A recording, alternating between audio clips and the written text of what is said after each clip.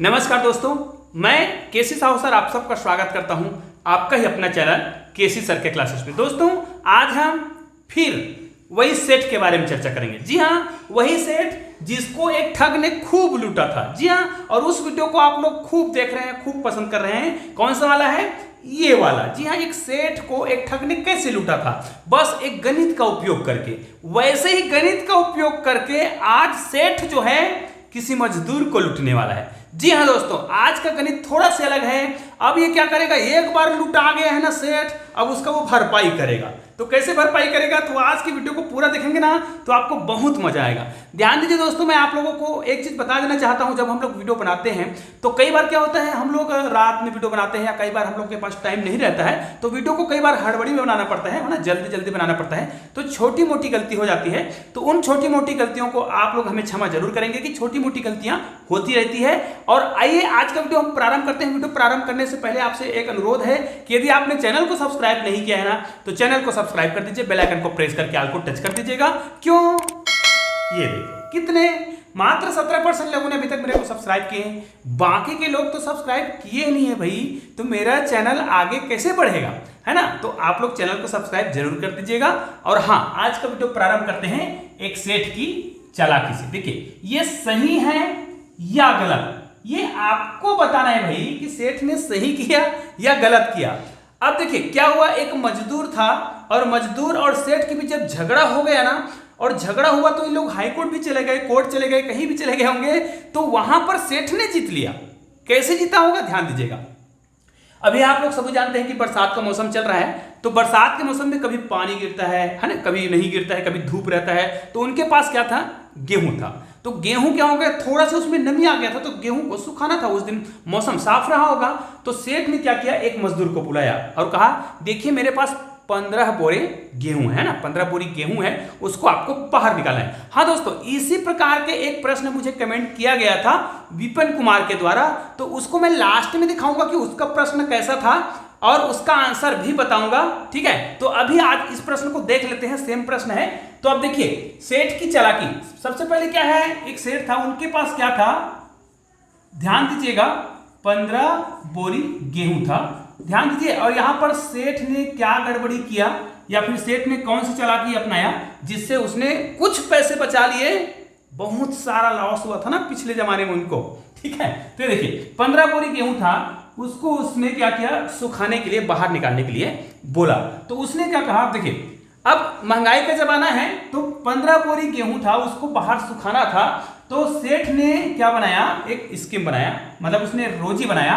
तो उसने कहा कि भाई मैं आपको 2 बोरी का, ध्यान दीजिएगा, 2 बोरी का मैं दूंगा आपको। कितना? 2 बोरी का आपको मैं 10 रुपए दूंगा। ठीक है, 2 बोरी का 10 रुपए। और कितनी बोरी है, 15 बोरी गेहूं है। इन गेहूं को आपको क्या करना है, बाहर निकालना है और सुखाना है, बस इतना ही काम करना है। तो उसने इतना काम किया।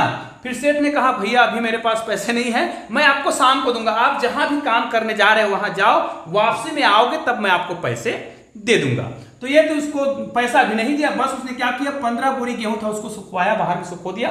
फिर और ये मजदूर क्या हो गया, चला गया। लेकिन उसने अपने मन में हिसाब उसी समय कर लिया था, क्योंकि 15 बोरी का कितना रुपए होगा उसने हिसाब कर लिया था, 2 बोरी का 10 रुपए। तो उसने 15 बोरी का हिसाब लगा लिया। अब हिसाब कैसे लगाया वो बाद में देखेंगे, और सेठ ने क्या हिसाब लगाया उसको बाद में देखते हैं। फिर शाम को जब ये व्यक्ति आया ना, मजदूर जो है आया, तो इस सेठ ने फिर कहा कि भाई अब तो मेरा गेहूं सूख गया है, अब गेहूं तो हल्का हो गया होगा, क्योंकि सूख गया मतलब हल्का हो गया है। अब मैं एक काम करता हूं कि अब पुनः आप गेहूं को इकट्ठा करो और अंदर ले आओ। अब मैं आपको क्या करूंगा, क्योंकि गेहूं हल्का हो गया, सूख गया है, तो अब मैं आपको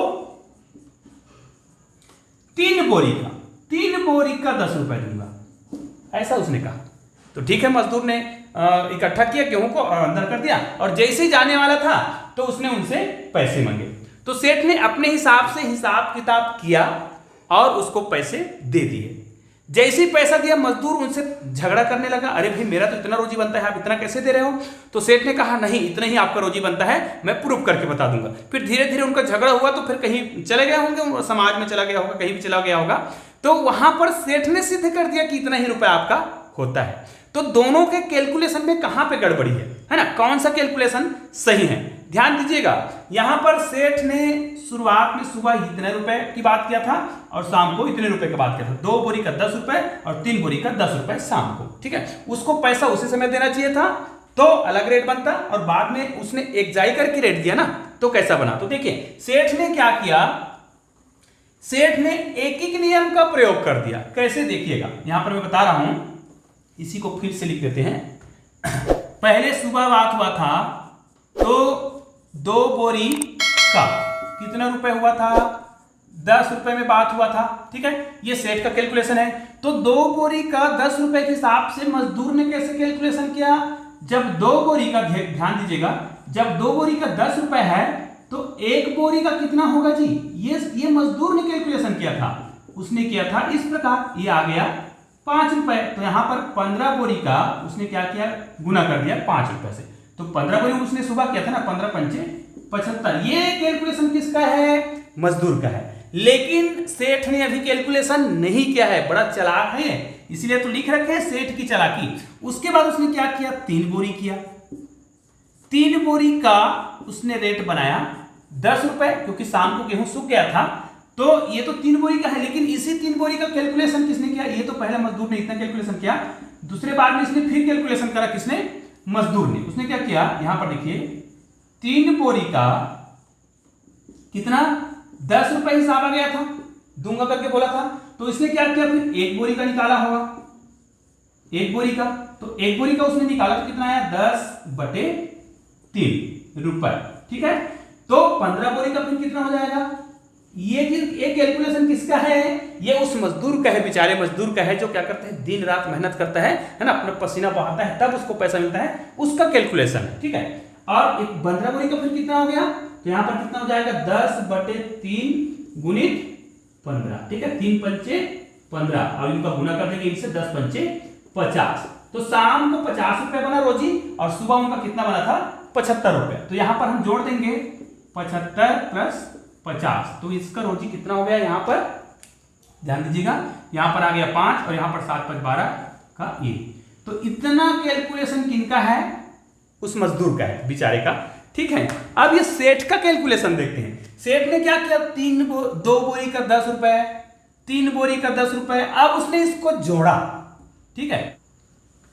यहां पर 20 रुपए हो जाएगा, 10 और 10 20, और यहां पर कितना, 5 बोरी, ठीक है, 3 और तो कितना हो गया, 5 बोरी का कितना, 20 रुपए। सेठ ने ऐसे हिसाब कि आप जब 5 बोरी का काम करते हो तो आपको 20 रुपए रोजी बनता है, क्योंकि सुबह का 10 रुपए और शाम का 10 रुपए, 10 और 10 तो 20 हो गया, और 3 और 2 कितना हो गया, 5 बोरी।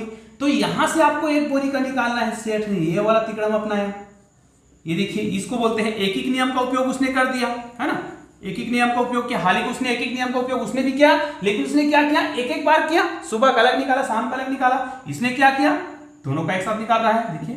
तो 1 बोरी का कितना हो जाएगा, ये 20/5 रुपए, ठीक है। तो 5 चौक कितना हो गया, 20, मतलब 1 बोरी का मूल्य कितना रुपया हो गया जी, यहां पर 1 बोरी का मूल्य हो गया 4 रुपए, ठीक है। तो कितना बोरी टोटल, सुबह कितना किया था, 15 बोरी बाहर निकाले थे, शाम को 15 बोरी को अंदर किए थे, 15 दूनी 30। तो उसने क्या किया, 30 बोरी का 4 रुपए के दर से कितना हो जाएगा, यहां पर 4 शून्य शून्य और 4 तिया 12, कितना रुपए, 120 रुपए। गणित के नियम से यह भी बिल्कुल सही है, और गणित के नियम से यह भी बिल्कुल सही है। तो अब बताओ कहां पे गड़बड़ी हो रहा है, सेठ का कैलकुलेशन गलत है या फिर मजदूर का।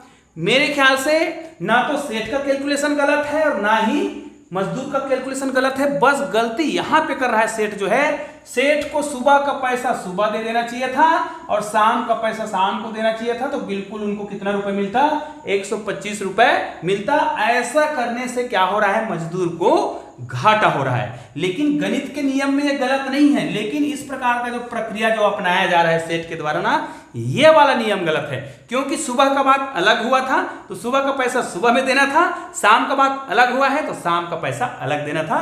तो ये ऐसा करना था, सुबह उनको 75 रुपए दे देना था, फिर शाम को उनको 50 रुपए फिर से देना था।